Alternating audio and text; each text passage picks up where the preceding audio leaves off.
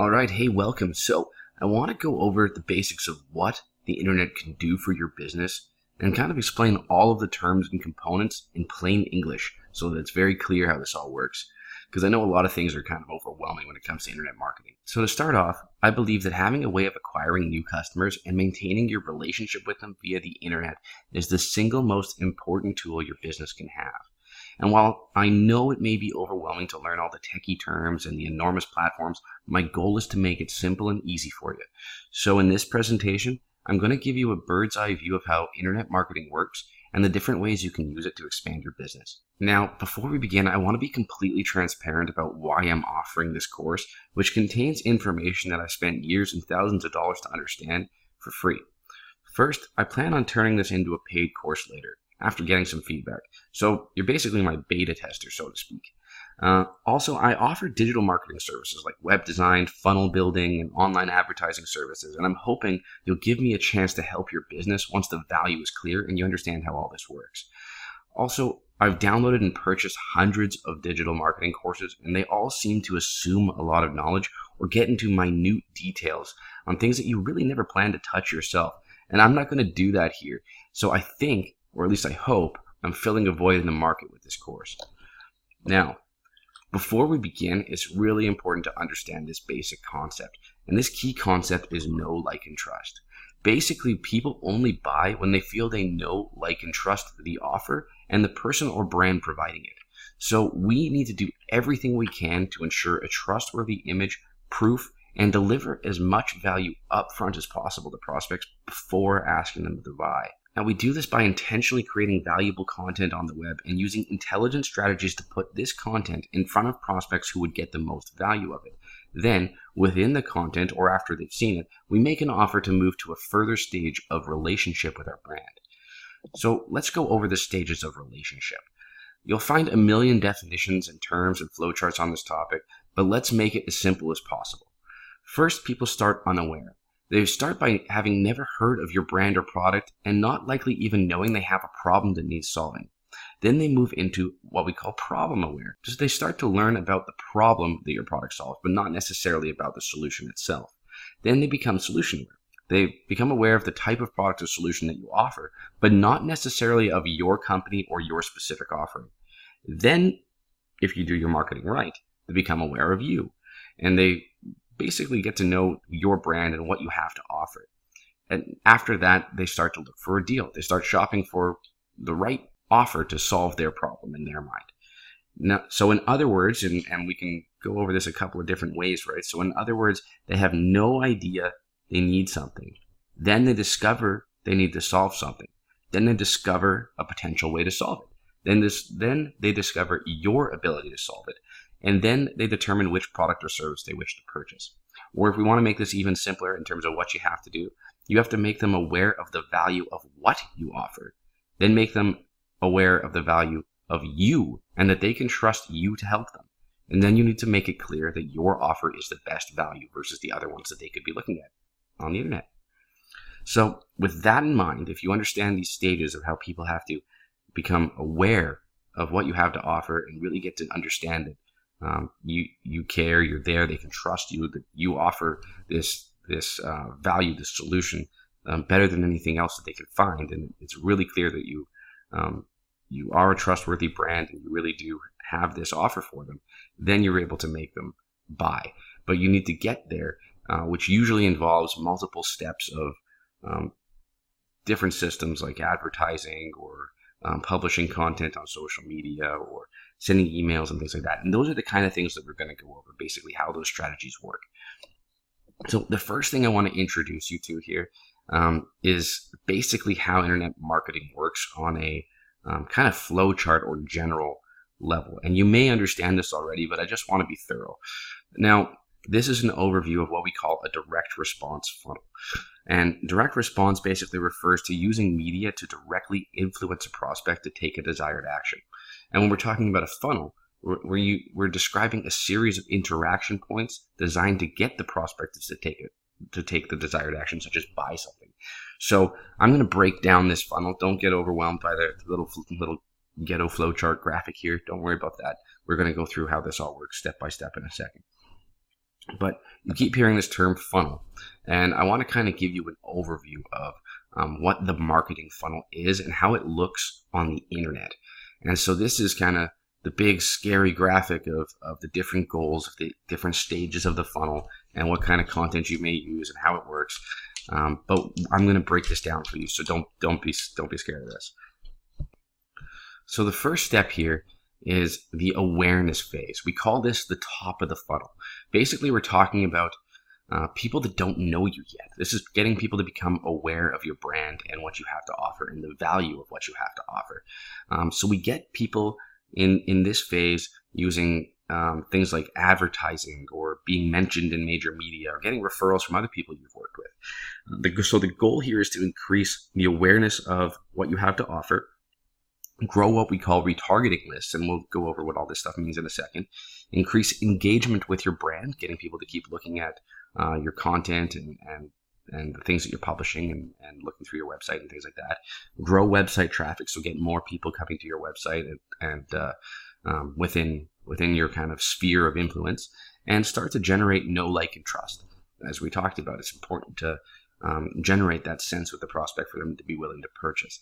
And we do this using content like blog articles, videos, social media updates, things like infographics, publishing podcasts, or even publishing some primary research that includes some kind of useful information that they otherwise wouldn't be able to find or easily figure out.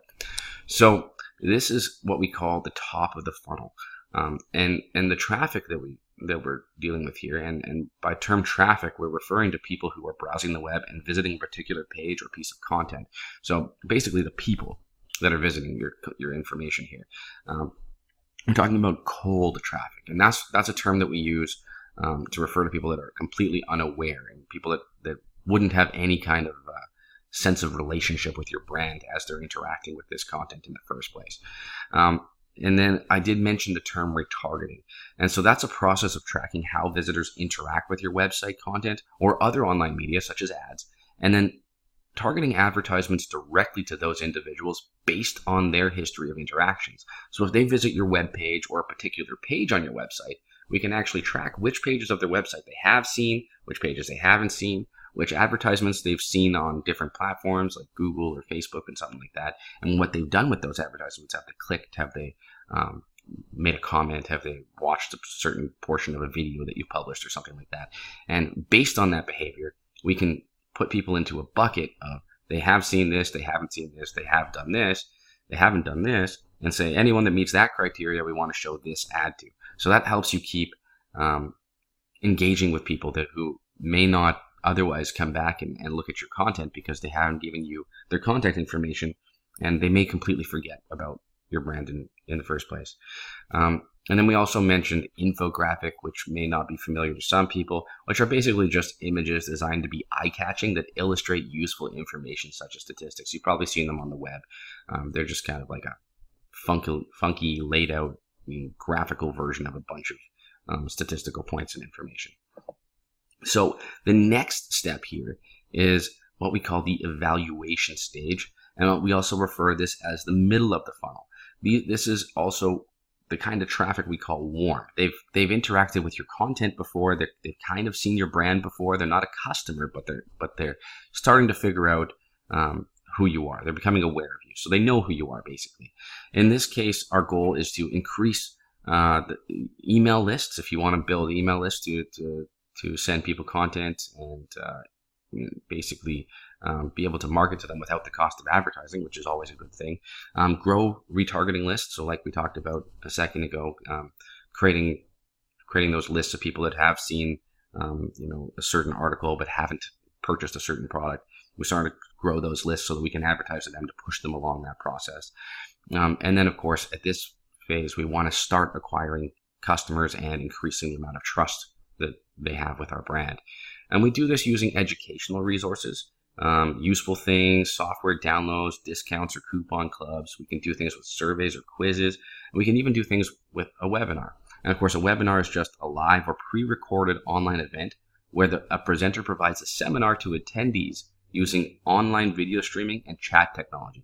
So it's basically like this video right now. If I had it set up as a webinar, you'd be able to be online with me right now and ask questions and interact with me as we go, and I would see your comments and you'd be able to respond and we'd be able to talk to each other as we go, but it would be me presenting to a bunch of people. So let's continue on. In the next section, we're talking about the bottom of the funnel. So this is the conversion phase. This is where we're trying to turn people into customers, and we'll talk about that term in a second because it comes up a lot in internet marketing. At this point, we're calling it hot traffic because these are people that are already subscribers or hopefully buyers, and all we really want to be doing here is nurture those leads, continue to grow retargeting lists for additional offers, maximize the immediate customer value, and we'll talk about that in a second here. And we want to increase retention, so we want to keep sending out, because these are people that have already interacted with you or potentially even bought from you before, right? So we want to keep being in front of them. We want to keep sending them additional valuable information, additional ways to interact with your brand, additional ways to buy from you. So we want to increase retention and we want to increase buyer frequency, so how often they buy from you. Basically, we would do this with, if you had something to demo, you could send them an actual demo or free trial of something. You could send them examples of other customers or case studies, comparisons or spec sheets, like a little more. Basically, they're already aware of what you've got to offer type of thing, and you're really just kind of giving them a jab towards taking more action and buying more from you. And you can do this with webinars or mini online classes or anything like that as well. So we mentioned a couple of terms there. We talked about customer value, also known as customer lifetime value, or you'll also hear it as CLV on the internet. So this is the total amount of revenue a customer brings in over all interactions with your business during the lifetime of your relationship with the customer. In other words, how much does the customer spend with you in total throughout the entire time you ever interact with them for their whole lifetime or the lifetime of your company. And then we also talked about conversion, and you'll also hear it as convert. You want to convert to prospects, or we're at the conversions phase, or we're optimizing for more conversion. You'll hear those kind of terms all the time. And basically all we're talking about is when a prospect takes an action that we desire on a page, such as opt-in or buy. It means we have converted the prospect into a subscriber or buyer of the desired information, product, or service. Or in simpler terms, when we take someone who's a prospect and get them to become a lead, we have converted them into a lead. When we get a lead to buy something from you, you convert them into a buyer or customer. That's all we're talking about here. We're getting people to actually take a valuable action and increase their relationship and value to our company. Now, another term that we've talked about briefly here, you may be familiar with it or not, I'll throw it in just in case, is opt-in. This is when a prospect agrees to provide their contact information and permission to be contacted regarding a particular subject. And this is called opting in. So this is, when you go to a web page and you type in your name and email or phone number and things like that in exchange for something, either to request someone to call you or to download something or to get free access to something, you're opting in and allowing that company to have your contact information in exchange for whatever it is they're going to take action and do for you. Now, let's look at that funnel we saw a minute ago, that little diagram that I said I'd break down for you. So a basic overview of how internet marketing generally works. Like I said, you may already know this, but we're going to be thorough anyway. And so we're going to assume this prospect and that we're going to follow here has never heard of your company before. So they'd be considered cold. They have no idea who you are, so we call them cold. They're not warmed up to get to know and like your company, right? So we call them cold. Basically, the first thing we want to do is run an ad, or one way that we can interact with them, and I'll show you a few others, is they might discover your company through an ad. You might be running an ad on Google. It might be something offline. It might be something on Facebook, on a random web page, whatever it is. They're browsing around the internet. Suddenly they see your ad, and that ad takes them to your page. And that could be a page on your website. It could be a blog article. It could be an e-commerce system of some sort. Basically, the idea here is we're getting someone who's never heard of you to now come and look at some media that you actually control or own. Now, when they've done that, that's when they're really starting to consider to be warm. They've gotten a chance to interact with something to do with your brand, and they've now seen your logo. They know who you are, and they've got some kind of information or value from you, hopefully. And now we're starting to consider them warm. So basically what we're saying here is once the prospect interacts with your content and is therefore familiar with your brand and what you offer, they're considered warm. And the flow may be that prospect sees an ad, that ad takes them to a page on your site, and that page takes them to an order form to buy. They also could do other things like take them to a contact form where they're going to punch in their info and ask you something or request you to call them, or it may even just have a phone number that they're going to call you, or they might come into your store.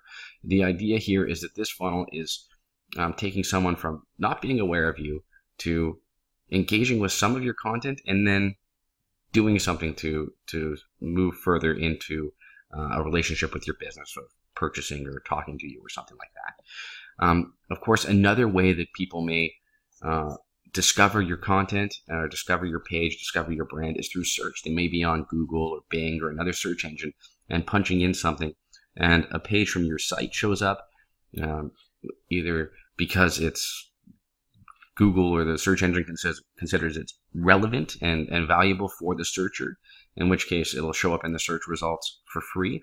Or maybe you're running an ad in Google search results that makes it show up for certain things people are searching for, and you basically pay if they click on your ad and it takes them to your web page. The other thing they may find in search results, rather than a link that goes directly to your page, is they may find a directory listing. It may be a Google My Business directory listing, which we'll talk about further into the course, or it may be something like Yellow Pages or Yelp or TripAdvisor. There's tons and tons of directories out there. So it's also important to make sure anywhere that you can stick your brand and website link and contact information and description of what you're doing, you do so, as long as it's relevant, right? And of course, that directory listing could take people directly to your web page, like the search ads or the search listings or the advertisements you run elsewhere on the web. But it could also directly take them to wanting to come to your store or make a phone call if they're on their phone and they happen to encounter it and they're on the go and they just intend to come in and make a purchase or dial you up and have you come do something, whatever it is. So this is direct response sales, because this doesn't have a kind of lead generation component to it. This is all about getting them to actually buy from you. So a typical lead generation funnel consists of a prospect opting in via a landing page designed specifically for the purpose of converting a prospect into a lead. Once a prospect opts in, they're now a subscriber, and you can use their contact information to send them additional information and offers without the cost of advertising. So we did introduce a new term here, landing page, which is basically a special purpose web page designed specifically to entice a prospect to take a certain action, such as buy something, consume particular information, or opt in as a lead. So in other words, in less confusing speak, basically we drive the prospect, we get the prospect to visit a page that has a form on it, specifically to get them to give their contact information. And it may be a few points. It may just be their name and email, maybe name, email, phone number. You may have a bunch of other questions you want them to fill in to be a qualified lead, but they're going to a landing page, which is basically a page designed specifically for that purpose. Of anyone that visits this page, the one goal of this page is to get them to fill out this form. Or it could be, if it's a landing page for sales, it's a page specifically to get someone to buy something. In other words, it's a page that exists outside of your website, or maybe as a sub page of your website that really has one goal only, and that is whatever that particular page is designed to do, which could be get them to fill out a form or go add something to cart or make a purchase. And basically what we're saying here is we're trying to get people to come to this page, punch in their contact information so that they're now a subscriber, and you can then send them additional information. You could phone them if you asked for their phone number. You could send them emails to follow up. And they're basically a lead at this point, because they must have found whatever information you were saying on the page, and the reason that you asked them to punch in their information to be relevant, right? You wouldn't ask them to punch in their information for something that has nothing to do with what you offer, or it would be kind of a useless subscriber that really isn't actually a lead, right? Now, sometimes prospects aren't really easily convinced to simply request a call or provide their information. So what we do in that case is come up with kind of a free ethical bribe that we call a lead magnet, and we offer that in exchange for their contact information.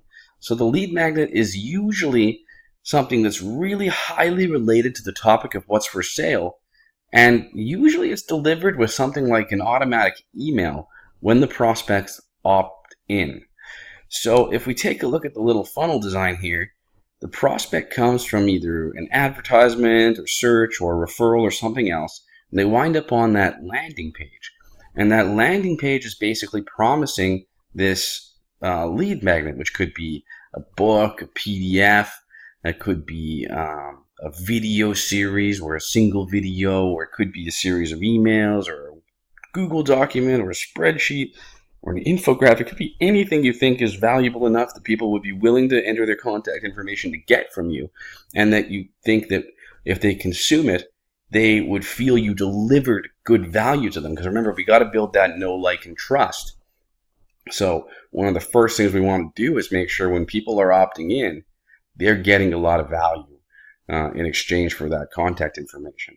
So basically, the flow is very simple. They come to that landing page that promises the lead magnet, tells them what's in the lead magnet, the value of it, why they should punch in their info to get it. And then they punch in their information, and automatically, usually, and you could do it manually if you're not fancy with autoresponder systems and things like that we'll cover in a moment, that's to send an email with a link to download that lead magnet. Now, it could go to a download page that says, here's the thing you requested.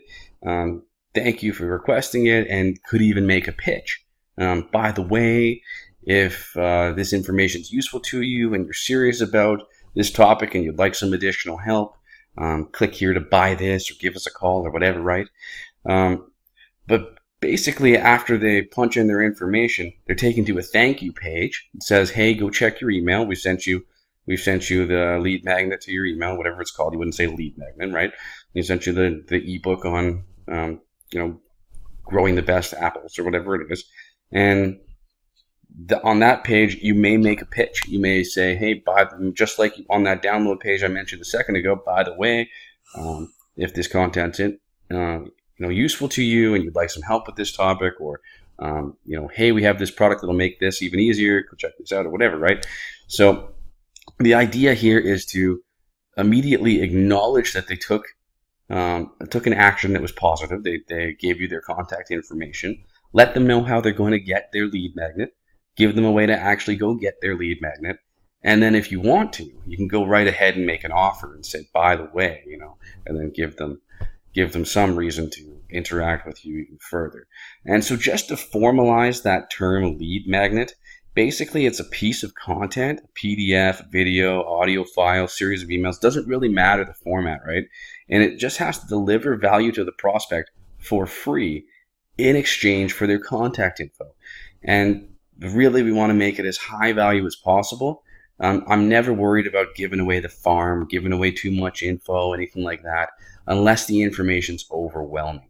I like to give people a clear view of what it is they're trying to, get straight in their head, so that they feel, okay, well, this company, this brand, this guy, whatever it is, really has my best interest at heart here, is delivering on what he promises, and probably would deliver on whatever he promises if I buy from him, right? Like, that's really the goal. So often directly after opting in, the prospect is offered the opportunity to purchase something on the thank you page, which of course thanks them for opting in, like I said. And so really it's a sales page in disguise. And often this is a good time to find a low dollar offer, something that doesn't cost a lot. There's going to be low resistance. It's highly, highly relevant to the subject of the lead magnet.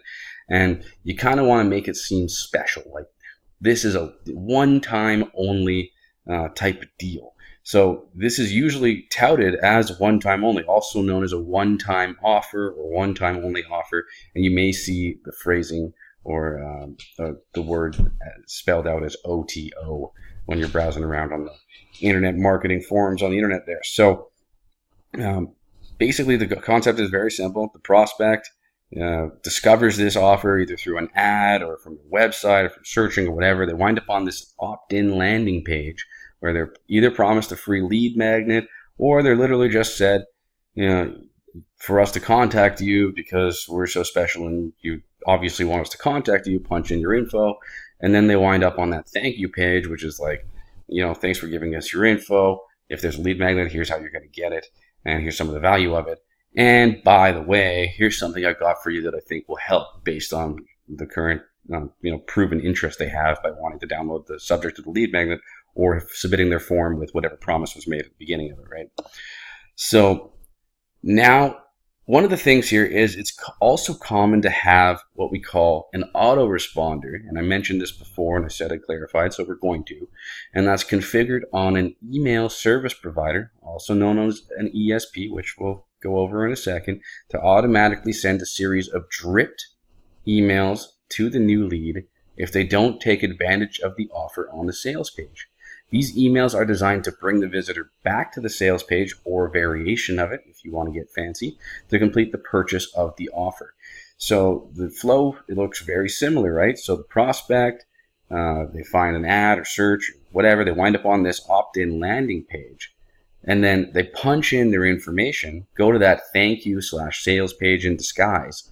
And then automatically, when it sends that email that says, here, go download your lead magnet if you offered one, or just says, thanks, we'll be in touch if it's not a lead magnet, a series of emails starts being delivered to them to really push them to take advantage of that offer on that sales page if they didn't take advantage of it. And so an autoresponder is basically an automated email system that is designed to deliver pre-written messages to certain subscribers based on certain timing and triggers.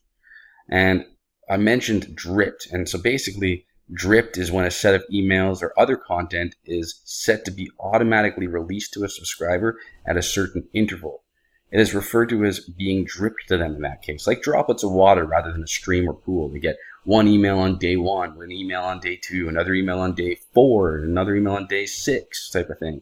And if your autoresponder is set up, it can be set to, if they actually go click and make a purchase, it doesn't send the rest of the emails after that day to keep trying to harass them to do something they already did, because that would just piss them off, right? So, or it could start a whole nother series. Thanks for buying this. By the way, here's some awesome value and things you can do with the thing you just bought, and a couple more emails or days later. And by the way, if you want to do something even better, here's something else I've got for you, right? And then you just keep that flow going and keep selling them more and more stuff. As long as it's relevant to them, as long as it's valuable, as long as whatever it is you promise them and they buy fully delivers on that promise, and the next thing is just to make it easier or go even farther, that's fine. You just don't want to be selling people things, the same thing over and over again, that's not adding more value, because that's just wrong, and we want to be ethical marketers, right? So the other term that we threw in here was email service provider, or ESP. And that's basically a professional service or online platform type of thing that specializes in email delivery. Now, that's something like MailChimp or ActiveCampaign or Campaign Monitor. There's tons of them on the internet there. Infusionsoft does this as part of its system. There's a ton of them on the internet there. They're all various pricing, usually with a free tier when you only have a few contacts to start. And they all have various amounts of ability to be configured to have logic where, if someone opts in on a certain page and requests something, they start getting certain emails. If they click and buy something, those emails stop and another one starts or anything like that, right? It just has that logic of being able to, pre-design a flow of messages you want people to receive based on what they're doing and what they're interacting with and what they have and haven't bought or seen or looked at or clicked on or whatever, right? And so that's kind of the idea here. So you can really automate this whole process once you've got it all figured out. And we'll go into details of example emails and example triggers and subject lines and getting people to open emails and things like reputation with your email, which is why you would want an email service provider, not just for their automatic functions, but for doing a good job of making sure that people clicking spam complaint on your emails aren't preventing the rest of your emails to getting delivered to the inbox of your subscribers that do want your content. And we'll go into all that kind of stuff further down in the course. This is just an overview level, so I'm just mentioning these terms. Now, additionally, we may want to use retargeting ads to keep the relevant offers in front of the prospect, right? So these ads are usually designed to be triggered by how far in the funnel the prospect got. So, if they opt in, they're offered, and if they opt in and they don't take advantage of the offer on the sales page, then you might have retargeting ads designed to go out to those people who have opted in but not purchased, saying, hey, by the way, I noticed you didn't buy this thing. Did you know this and this about it? You really should take advantage of it. It's a limited time or one-time only offer. Click here to check it out and grab it, right? Or if they came to that opt-in landing page and they didn't punch in their information, you could have a retargeting ad that says, hey, by the way, I saw you checked out our ebook on how to grow amazing apples, but you didn't punch in your info to download it, assuming that the lead magnet was an ebook on how to grow amazing apples, and we think this person wants to learn how to grow amazing apples. We'd say, this ebook really has some really great points on how to do everything from dealing with soil content to sunlight to dealing with weeds, how to deal with, all these different aspects of growing just the perfect apples, including some great stories of past customers we worked with who managed to get these award-winning apples and exactly how they did it and their secrets. I really think you should check this out and click here to, punch in your email so we can send it to you, right? And so you could have ads like that, bringing people back to that opt-in page. And of course, the ad stops showing to them as soon as they opt in, or if you make it give up after a certain amount of times of trying to get them to do it, right? So the funnel is otherwise the same. It's just you also showing ads on, say, Facebook or Google or other web pages throughout the internet as they're browsing around, going, hey, by the way, I saw you were here and you didn't do this. Here's why I think you should do this type of thing, and bringing them right back into the funnel. And you can do that even though you don't have their contact information by setting up the pages to track your visitors. And we'll go into things like that. They're called pixels. We'll go into those more complicated terms later on in the course. That's not something you need to worry about right now, but just right now we're getting the concept in your head that we can initially send out ads to people based on whatever targeting we want, people who live in the area around you or whatever, and they show up on Google or they search certain terms on Google or whatever. And then we can also target people with ads based on what they've actually interacted with on your website or with your media to bring them back and complete the process that you were trying to get them to do in the first place, even if they haven't given you their contact information, because those advertising platforms themselves can track that person. So a quick recap here, and before we go into the next chapter, which is going to be more about some more funnel examples of different components, more details of landing pages and things to look for in your website, and getting a really trustworthy presence set up. We're going to go into a lot more detail about all that kind of stuff, but let's recap on this chapter here.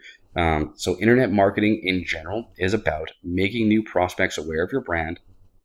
So when they're looking for what you have to offer, or when they demonstrate an interest in something related to what you have to offer. And we'll talk about targeting and things like that down the road in the next few chapters too, and how that all works. And then it's about getting prospects to become leads and subscribers by providing valuable information to instill a sense of know, like, and trust with your brand, by providing an opt-in form, potentially with a lead magnet, or by following up with leads via email, phone, or other means, getting them to keep interacting with you, and so eventually you can try to sell them, right? Sending additional information and content to subscribers to keep your brand in their mind, either via email or retargeting ads or social media posts or anything like that. And then converting prospects into customers, of course, by following up with leads or through direct e-commerce sales or whatever your flavor is there. And of course, we're going to go deeper into examples of exactly how we've done that, and other major people in different industries and how they've done it. And of course, all of this stuff applies to every kind of business, right? Like a plumber can get leads. If any retail store can either sell their products or get leads or promote what they've got going on in the store to get people to come in. use retargeting when they look at different product information or whatever on your site. This works, B2B businesses. You can target people in certain positions at target companies. Make sure you're targeting the chief marketing officer or people in charge of marketing at a certain company, or the CEO, or the top level owners or partners of companies that meet certain criteria. All this works for any kind of business to get leads or sales, depending on what makes sense for what they offer, right? So continuing on, we want to convert those prospects into customers, like we said. And then we want to enhance the value of a customer. Remember, we were talking about customer lifetime value. So we want to enhance the value of this customer, how much this person's worth to you. Because the more someone's worth to you, obviously, the more you can spend to acquire them in the first place, the more effort you can put in, the more ads you can run, the more money you end up making for every person you do attract. So it's worth more effort to attract someone new, right? So we do this by offering as many relevant ways to buy as frequently as possible. So automatically following up with people on email sequences like I talked about, or with retargeting ads, offering something to purchase on the thank you page after they opt in, even something to purchase on the thank you page after they buy something. Social media posts letting them know about relevant offers, all that kind of stuff. We're just continuously trying to be in front of them, delivering value, making sure they understand exactly what additional value you can offer them, and giving them that chance to further the relationship with your business or revisit and buy some more from you. And then the other thing was plugging the leaks in the funnel, right? Using those retargeting ads to place relevant offers and information in front of prospects who did not subscribe or take the desired action.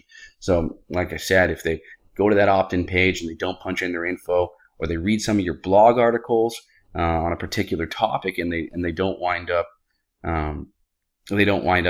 going to a sales page or anything like that, or they look at a certain product on your website, or they purchase something but don't take advantage of an upsell offer or something like that. And we'll get into details of upsell, downsell, cross-sell, all these kinds of terms, catalogs, blah, blah, blah. There's a lot more things we're going to go over, so don't let any of this scare you. All that stuff's going to be broken down nice and clear as day. This is really just a basic overview of kind of the different ways people use internet marketing to acquire leads and acquire customers, and the different kind of systems and processes that are there and involved in making customers and making internet marketing work to grow your business. So hopefully at this point, you might want to rewatch this. Maybe you took some notes.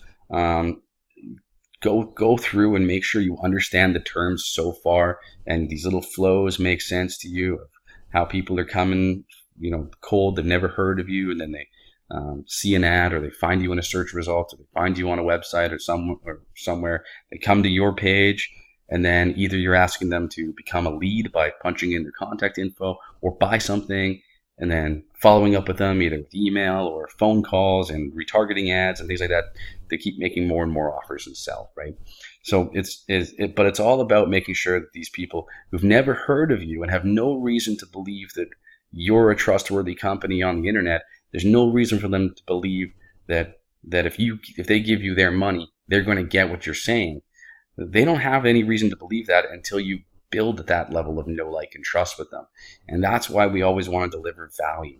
We always want to deliver information that's helping this person understand their problem that you want to help them solve, understand how you can help them solve it, understand who you've also helped solve it, and just kind of give them that proof and confidence that if they work with you, if they buy from you, if they become your customer, you're going to do the best you can to help them. And if they believe that, then they'll be a loyal customer.